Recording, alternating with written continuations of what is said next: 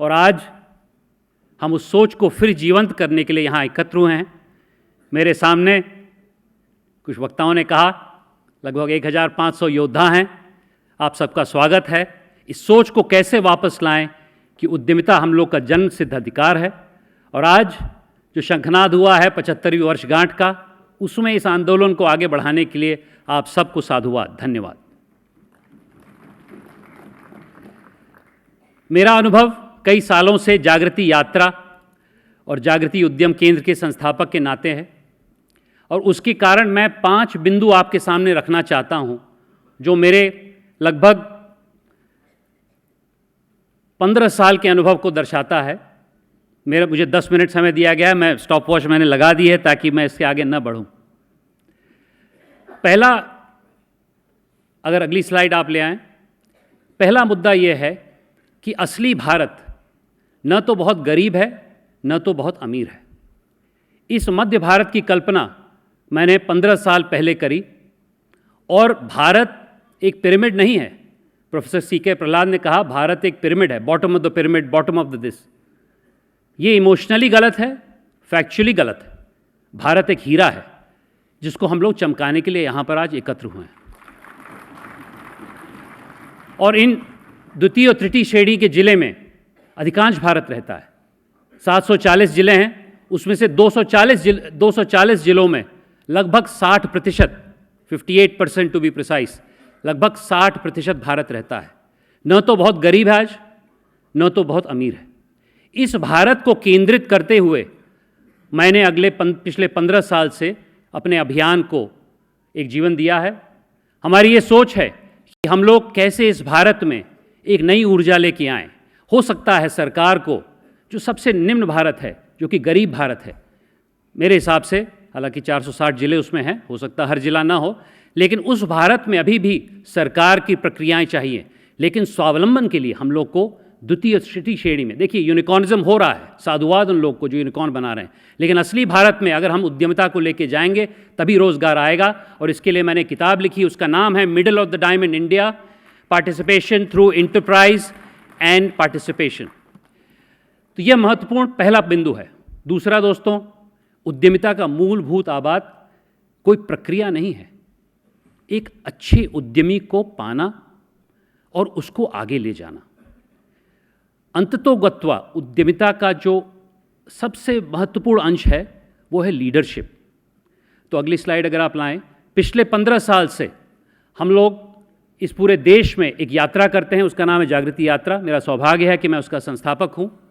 उस यात्रा में हम लोग 8000 किलोमीटर चलते हैं, 12000 लोग उसका आवेदन देते हैं। इस बार चूंकि कोविड से लोग त्रसित थे तो 22000 आवेदन आए, लेकिन सामान्यतः 12000 आते हैं। उसमें से 5000 अच्छे आवेदन आते हैं, उसमें से 500 लोगों का चयन होता है। हमने कोई एजुकेशन क्वालिफिकेशन उसमें नहीं देखी है। मैं IIT से हूँ, IIT दिल्ली से, लेकिन मुझे पूरा विश्वास है कि उद्यमिता और एजुकेशन में बहुत ज़्यादा तालमेल नहीं है। उसमें तो आपको एक व्यक्ति की शक्ति चाहिए, उसकी ऊर्जा चाहिए, उसका हृदय चाहिए। जैसा कि कैलाश खेर ने कहा, दिमाग से मत आप लोग काम करिए, हृदय से काम करिए।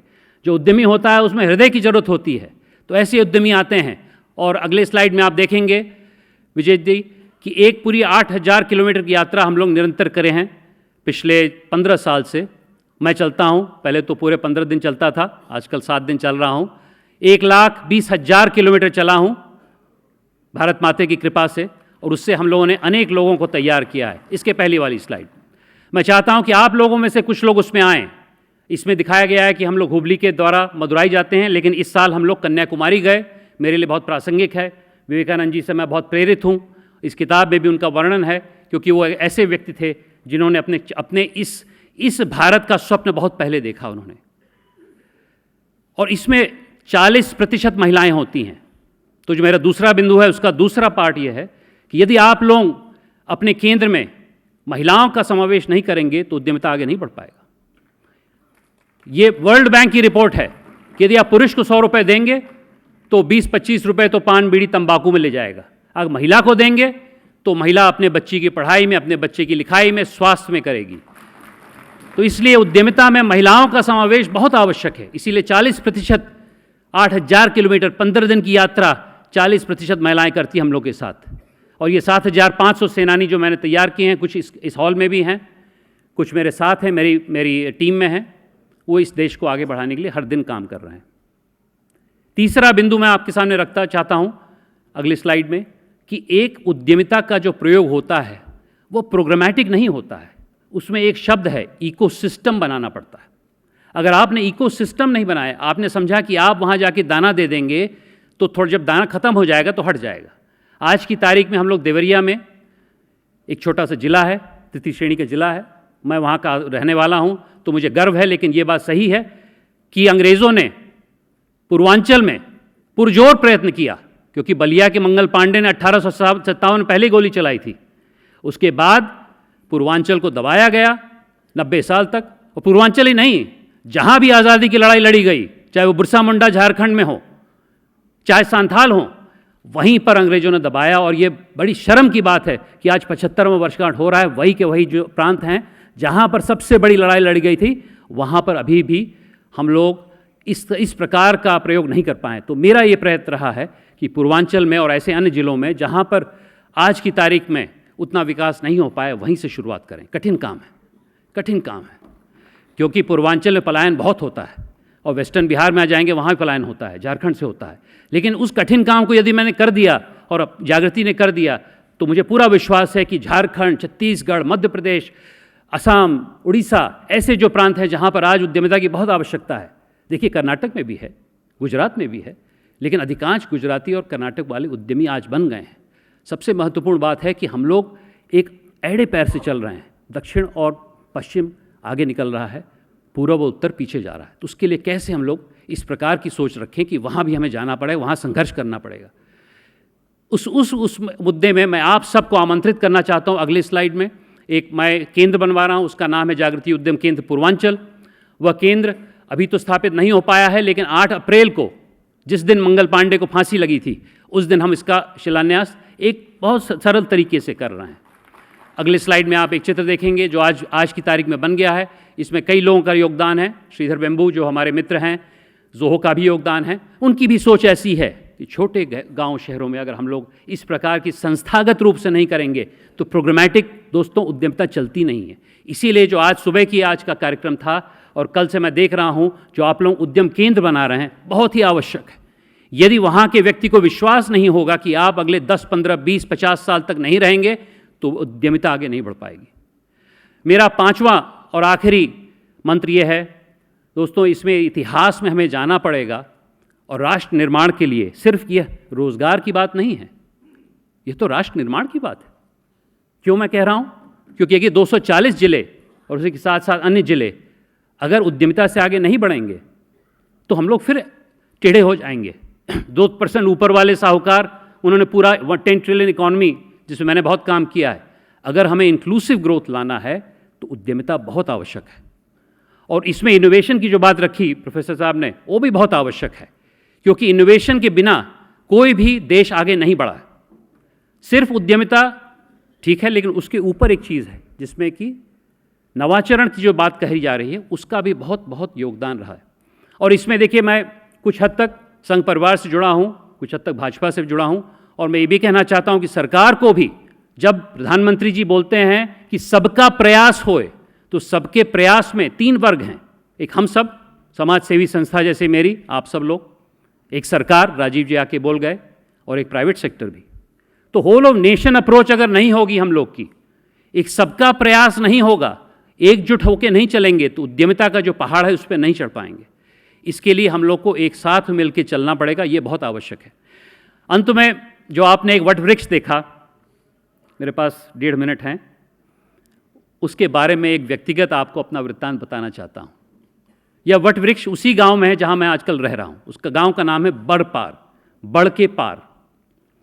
और इस वट वृक्ष की आयु करीब 300 साल पुरानी है। मेरे बाबा के परबाबा राममणि एक साधारण किसान थे। उनका जन्म पूर्वांचल में हुआ। उस समय हमारी औसत जीडीपी, विश्व की औसत जीडीपी की 20% थी। 1777 में उनका जन्म हुआ। उनके बेटे विश्वेश्वर मणि, जब उनका जन्म हुआ तो हमारी जीडीपी 16% हो गई। उनके लड़के राम टहलमणि का जब जन्म हुआ, मेरे बाबा के पिताजी, तब जीडीपी गिर के 12% हो गई। जब मेरे बाबा का जन्म हुआ 1900 में, तो जीडीपी 8% हो गई। मेरे पिताजी आर्मी के अफसर थे, तो जब उनका दाखिला आर्मी में हुआ स्वतंत्रता के 5-6 साल बाद, अब उनकी आयु 90 वर्ष की हो गई है, तब जीडीपी 3.5% हो गई। और आज की तारीख में जीडीपी का अंश थोड़ा बढ़ा है, 4.5%। इस वट वृक्ष ने उस पतन को देखा है, ये जीवंत उदाहरण है उस पतन का। आज आइए एक अलग स्वप्न देखते हैं। इसी वट वृक्ष को अगले 10 साल में, अगले 25 साल में, अमृतकाल में, मेरे होते होते, आप सबके होते होते, हम फिर 10% तक पहुंचाएं। और ये एक पुष्ट की बात नहीं दोस्तों, मेरी 2 लड़कियां हैं, तारिणी और ईशा, मुझे पूरा विश्वास है कि वह इस जीडीपी को 20% तक ले जाएंगी जब तक आज़ादी की 125वीं वर्षगांठ बनेगी। तो मैं आपसे निवेदन करता हूं कि इस अभियान में आप लोग आए हैं, दिन रात लगे रहिए। कई लोगों ने मुझसे पूछा, भैया ये आप पीला क्यों कुर्ता पहन के घूम रहे हैं, पिछले 3 दिन से मैं देख रहा हूं। तो ये मेरी पोशाक है। मेरे पिताजी आर्मी में अफसर थे, मैं स्वावलंबी भारत का अफसर बना दिया गया सतीश जी के द्वारा, और मैं पिछले 15 साल से काम कर रहा हूं। आप लोगों के साथ भी काम करने का मुझे सौभाग्य मिलेगा। लेकिन अंत में एक चेतावनी के साथ मैं अपनी बात को समाप्त करता हूं। दोस्तों, ये आखिरी मौका है। जब प्रधानमंत्री जी ने 15 अगस्त को अमृतकाल का शंखनाद किया, तो उनके मन में एक और भावना थी कि 25 साल होते होते हमारी आबादी बूढ़ी होने लगेगी। बढ़ेगी तो है, लेकिन आज जैसा चीन का हाल हो रहा है वैसा हमारा हाल होने लगेगा, लगभग 240 के आसपास। अगर आने वाले पुश्तें बोलेंगी कि इन लोगों के पास मौका था, इन लोगों ने उस डेमोग्राफिक डिविडेंड का पूरा उपयोग नहीं किया, ये लोग चूक गए,